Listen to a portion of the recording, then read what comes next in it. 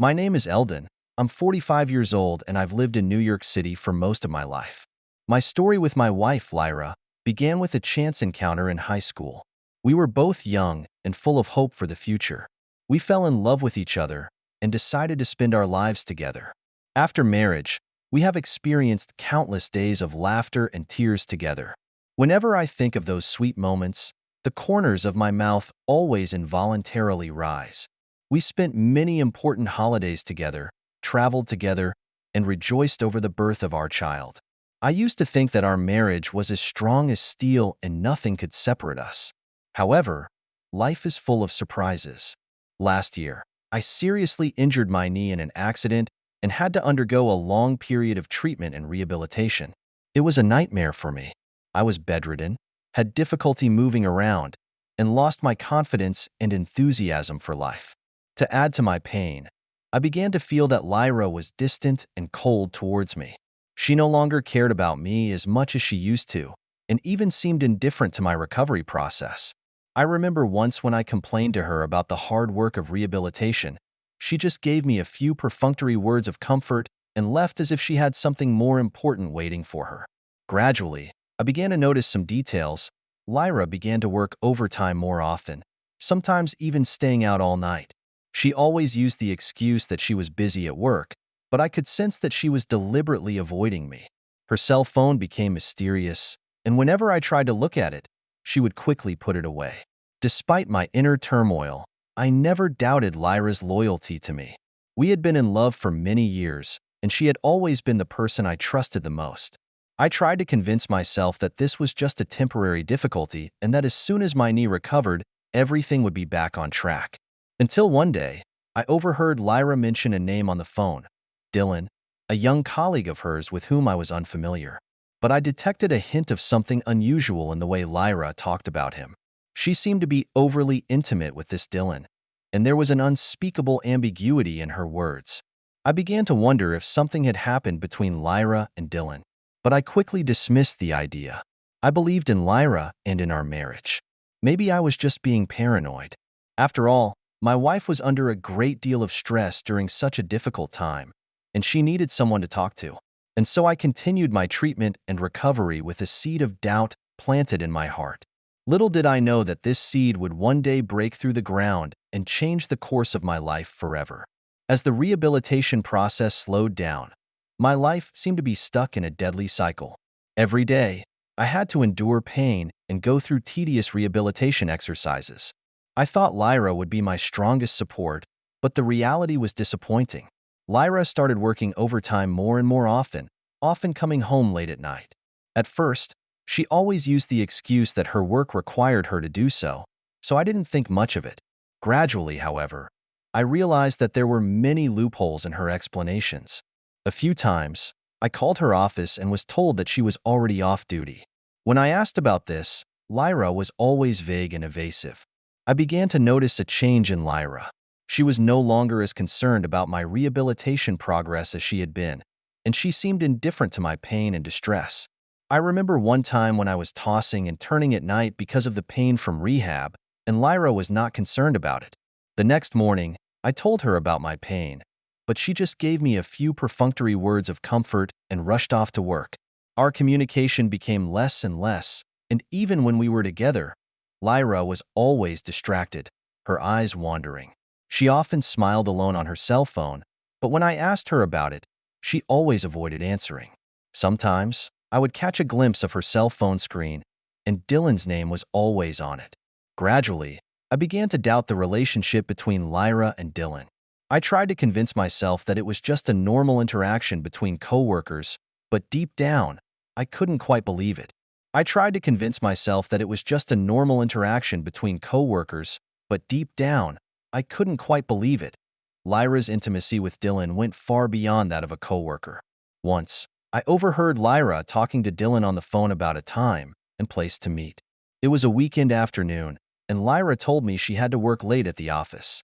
But when I expressed my desire for her to spend more time with me, she seemed a little frazzled and flustered. She hurriedly grabbed her bag, said she was running late, and rushed out the door. At that moment, I had a bad feeling in my heart. I began to lose a lot of sleep, and images of Lyra and Dylan together kept popping into my head.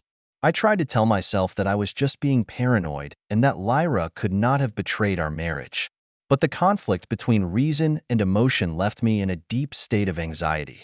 To confirm my suspicions, I began to observe Lyra's every move. I looked at her credit card statements and saw that she often made purchases at fancy restaurants. There was nothing wrong with that, but strangely, these purchases always occurred on days when she claimed to be working overtime. I also noticed that Lyra started buying expensive clothes and cosmetics more often. This seemed unusual for her. Before this, Lyra was never a dressy person. She always wore plain and simple clothes. But now, she has begun to make these extravagant purchases. All these changes made me feel deeply uneasy. My intuition told me that something was wrong with our marriage. But at the same time, I didn't want to believe it. I tried to convince myself that this was just a temporary difficulty and that our marriage would be able to withstand it. But deep down, I knew that the rift between us was widening little by little. Lyra was becoming stranger and stranger, and the distance between us was growing. I began to wonder if our marriage could ever be the same again. I spent countless nights tossing and turning, asking myself over and over again, what was wrong with our marriage? Was I just being paranoid about Lyra's changes? And what kind of relationship did she have with Dylan? What kind of relationship exists between her and Dylan? These questions, like an unsolved mystery, plagued my heart. As time passed, my suspicions deepened, and Lyra's behavior, her flickering words, all hinted at a terrible truth. However, I still didn't want to believe that my wife, my partner of many years, would betray our marriage. But reason told me I had to face reality. I decided to start a secret investigation into the relationship between Lyra and Dylan. As an ordinary person, I had no special investigative skills, so I had to start with the basics. The first thing I did was check Lyra's social media accounts. On Facebook, I scrutinized her friends list and updates. At first, I didn't notice anything unusual. But when I clicked on Dylan's page, my heart sank. On Dylan's homepage, there are several photos of him and Lyra. The photos appeared to have been taken at a fancy restaurant, and the smiles were intimate and sweet. What made me feel more uneasy was the ambiguous messages and interactions underneath the photos. My heart was cut to the bone. These pictures, these interactions, they were just like those between a couple of lovers. But I knew that this alone wasn't enough to prove it. Maybe they were just close co-workers? Maybe these photos and messages are just some harmless jokes? I tried to convince myself, but deep down, I knew it wasn't so. I decided to dig deeper. I started scrutinizing Lyra's phone records and text messages. However, to my surprise, there was no trace of anything suspicious there, and Lyra seemed to be careful enough to delete all communications with Dylan. This deepened my suspicions. If they were just ordinary coworkers, why were they so careful to hide their communications? I knew I needed more direct evidence. At the suggestion of a friend, I installed a cell phone monitoring application. It's a legal application mainly used by parents to monitor their children or employers to monitor their employees. I knew it might be unethical, but I had no choice. I had to know the truth. After installing this application, I started monitoring Lyra's cell phone activity in real time. At first, everything seemed normal. But gradually, I began to notice something suspicious. Lyra started using encrypted messaging apps like Signal and WhatsApp more frequently, and her chats on these apps were automatically deleted. This reinforced my suspicions. If she and Dylan were just co-workers, why were they using these encrypted apps? During the course of the surveillance, I also realized that Lyra often spoke to Dylan on the phone late at night. These calls often lasted a long time, sometimes over an hour. And after each call, Lyra would immediately delete the call. I began to document all of this evidence. I intercepted intimate photos and interactions on social media and recorded when and how often they talked on the phone. I knew that all of this would be evidence that I might need in the future. Despite the pain and anger in my heart, I remained rational. I knew that I needed more conclusive evidence in order to uncover the heartbreaking truth once and for all. I decided to continue my investigation until I found the decisive proof. But at the same time, I began to think about how I would face this harsh reality if my suspicions were confirmed. Divorce? Revenge? I don't know. All I know is that no matter what kind of difficulties and obstacles lie ahead, I have to face them bravely. And so, step by step, I approached the truth. Although each discovery was like a knife in my heart, I knew that I had no choice.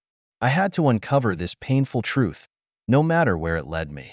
In the course of gathering evidence, I gradually realized that Lyra and Dylan's relationship seemed to have gone beyond what I had initially thought. They had not only betrayed each other emotionally, but had also been cheating on each other physically. This realization, like a huge black hole, almost swallowed all my will and hope. But I knew I had to keep going. I had to find the truth and make a decision for myself and for our children. When I finally confirmed Lyra's infidelity, I felt a sense of betrayal and anger that I had never felt before. I used to think that our marriage was built on love and trust, but now I realized that it was all a sham. But now, I realized that it was all just an illusion, and Lyra's betrayal shattered all my beliefs about love and marriage. After the initial shock and hurt, a strong desire for revenge began to grow in me. I decided that I couldn't let Lyra off the hook so easily, and that she would have to pay for her behavior a heavy price. But I also knew that I couldn't act hastily. If I revealed everything right away, Lyra might deny it for any reason, and might even accuse me of it. I needed a well-thought-out plan, one that would crush her once and for all. I first decided to continue gathering evidence. I knew that the evidence I had was enough to prove Lyra's infidelity, but it wasn't enough for a plan of revenge. I needed more evidence, more conclusive evidence, evidence that was detailed enough to make Lyra look bad in front of her friends and family. I started monitoring Lyra's cell phone and social media more frequently.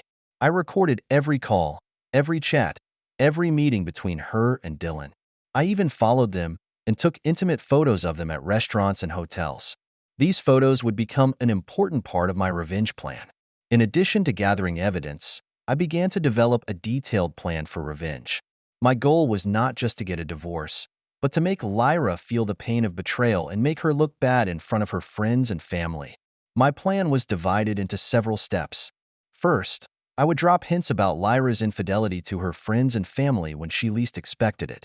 Not too direct, but enough to arouse their suspicion and curiosity. I would let these suspicions fester in their minds until the time was right. Then, I would create some sort of coincidence where Lyra's friends and family would accidentally find intimate photos or chats between her and Dylan. This step required a lot of care, and I needed to make sure that everything appeared to have happened by accident. I even considered creating some fake evidence, but in the end, I decided to use real evidence, because the truth is always the most powerful weapon. Next, I would begin to exhibit unusual behavior in front of Lyra that would make her wonder if I knew about her infidelity. I'd bring up Dylan's name in front of her on purpose, or imply that I knew something she didn't want me to know. It would be a long process, and I would need to be very patient, slowly making Lyra feel fearful and uneasy. Finally, after all the preparations have been completed, I will choose a special day, maybe our wedding anniversary or Lyra's birthday, and expose Lyra's infidelity in front of all our friends and family. I will show all the evidence, every photo, every chat log, so that everyone there can see Lyra's true colors. I know that this plan may sound cruel and even crazy, but the pain of Lyra's betrayal was so deep that I had no choice but to hit her back with an equal amount of pain. In the process of making this plan, I also began to reflect on our marriage. I began to wonder if our love for each other had been a problem from the beginning. Perhaps Lyra never really loved me and our marriage was doomed from the start. But regardless of the past, I have made up my mind to carry out my plan of revenge. I know that it will be a long and difficult process that will test my patience, wisdom, and determination. But I am ready to face everything.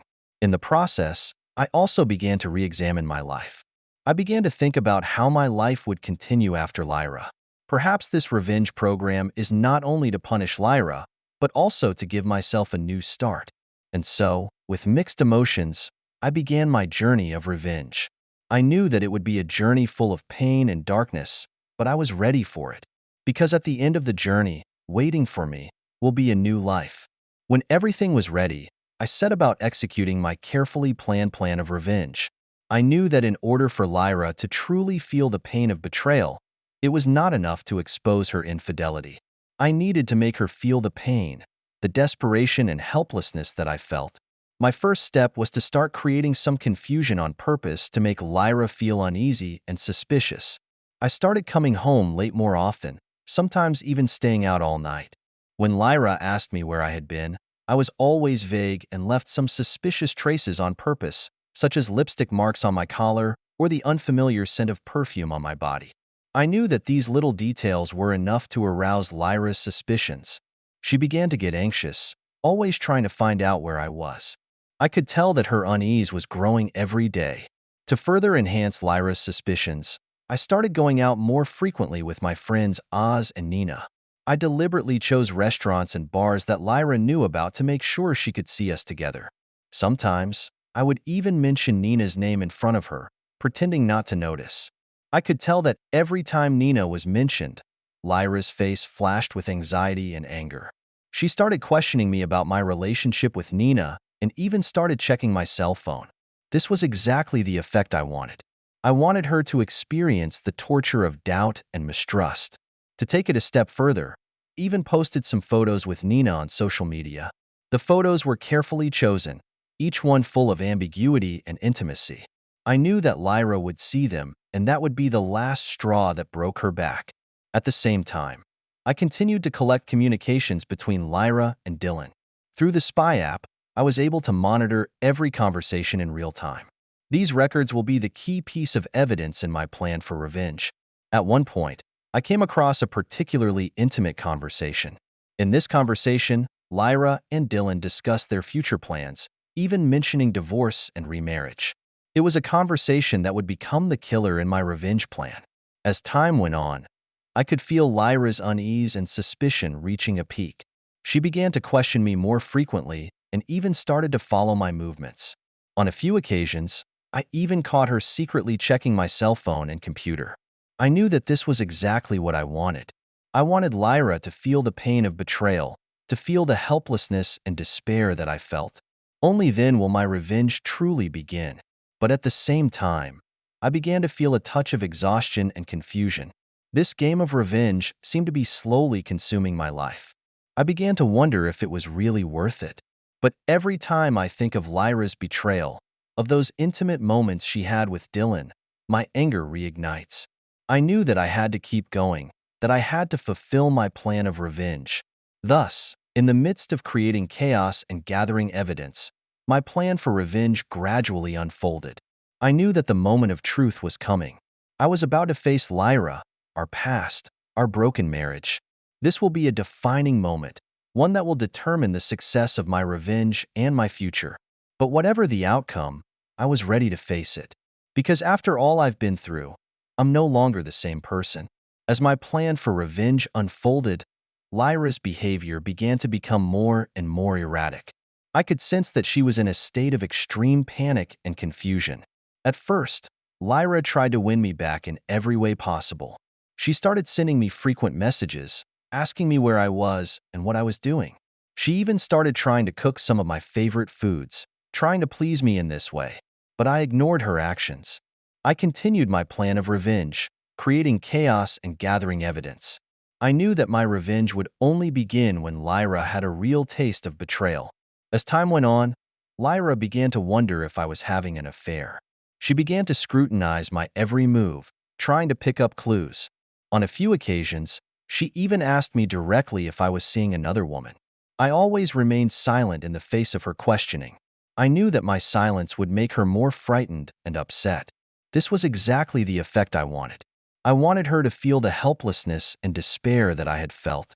One night, when I came home late again, Lyra finally exploded. She rushed up to me, in tears, and asked me why I was doing this to her. She said she knew she had hurt me, and she sincerely apologized and begged for forgiveness. I almost faltered in the face of her tears and pleas. But when I thought about the moment she had with Dylan, my heart turned cold and hard. I knew I couldn't forgive her so easily.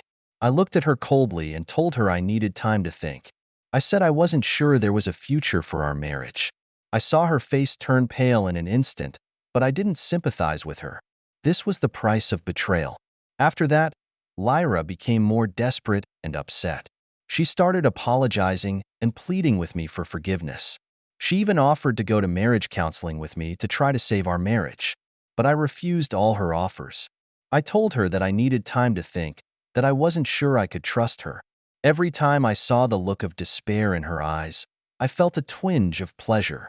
That's what I wanted. I wanted her to feel the pain I felt. As time went on, Lyra began to become more and more skeptical and upset. She started checking my cell phone and computer frequently, trying to find out if I was really having an affair. On a few occasions, she even followed me to try to catch me cheating. I was amused by her behavior.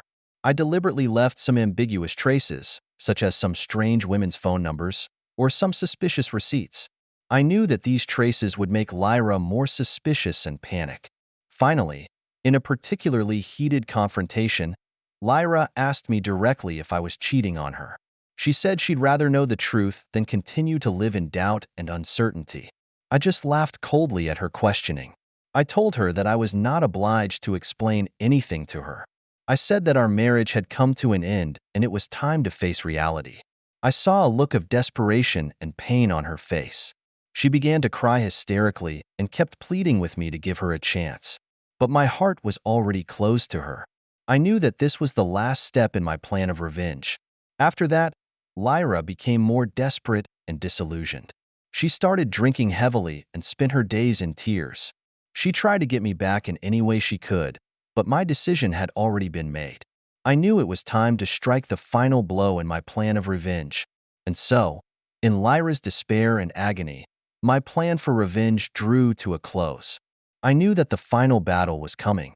I would face Lyra, our past, and our broken marriage. This will be a defining moment, one that will determine the success of my revenge and my future. But whatever the outcome, I was ready to face it. After a long period of pain and suffering, I finally decided to carry out the final step of my revenge plan. I chose Christmas Eve because I knew it would mean a lot to Lyra. We had made a promise to spend our lives together on Christmas, and now I was going to end our marriage on this day. That night, I prepared a detailed evidence folder. This folder contained all communications between Lyra and Dylan, including their phone calls, text messages, and emails. I even printed out intimate photos and interactions on social media. I know that this evidence is enough to prove Lyra's infidelity. They would be a powerful weapon for me in court, and they would be the proof I needed to expose Lyra's true colors to the world. In addition to the evidence folder, I prepared a divorce agreement. In this agreement, I asked for our real estate and most of our possessions. I know it may seem greedy, but I think it's the price Lyra should pay. Her infidelity has hurt me more than money can measure. However, I didn't stop there.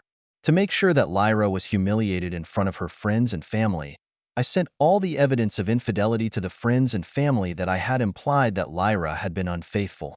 I knew that when they saw the evidence, they would be shocked and outraged, and Lyra would have to face their questions and accusations, and she would never be able to hold her head up to anyone again.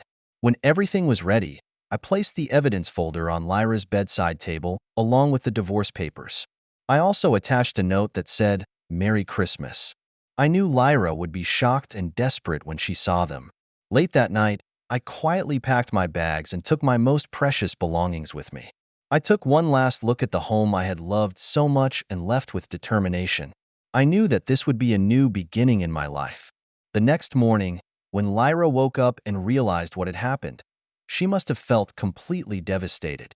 I could imagine her shock, pain, and despair, but I don't sympathize with her. This was the consequence of her choice. In the following days, my life changed dramatically. I moved to a new city and started a new job.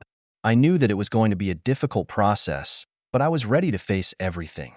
Through my attorney, I learned that Lyra was trying to save our marriage. She even begged me to give her a chance, but I refused. I told her that there was no longer any possibility for us. Her infidelity had completely destroyed my trust and love for her. In court, I presented all the evidence. As I expected, the judge upheld most of my claims, and Lyra had to move out of our house and pay a large amount of alimony. I know it's a hard blow to her, but it's what she deserves. After that, I started my new life. Although the process was difficult, I have never regretted my decision. I know that I did the right thing. I couldn't continue to live a life of lies and betrayal. Through this story, I would like to say to all those who have gone through similar situations, don't be afraid to face the truth and don't be afraid to make a change. Betrayal can bring great pain, but it can also be an opportunity for a new beginning. Don't let someone else's infidelity define your life.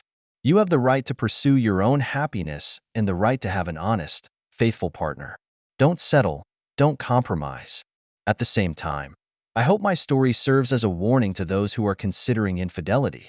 The cost of infidelity is huge, and it can destroy not only your marriage, but your life as well. Figure out what you really want and don't give up a lifetime of happiness for a moment of passion. In conclusion, I would like to say that although this story is full of pain and sorrow, it has also taught me a lot. It taught me courage, strength, and self-respect. It taught me that nothing is more important than honesty and respect. I hope that my story can give some inspiration and encouragement to those who are going through similar situations. Remember, no matter what you are facing, you have the power to overcome it. Believe in yourself, believe in the future, and you will find your own happiness. Thank you for taking the time to listen to today's story. If you enjoyed it, please like and subscribe if you haven't already. If you have a story to share about your own or someone else's experience, please feel free to contact me. Take care.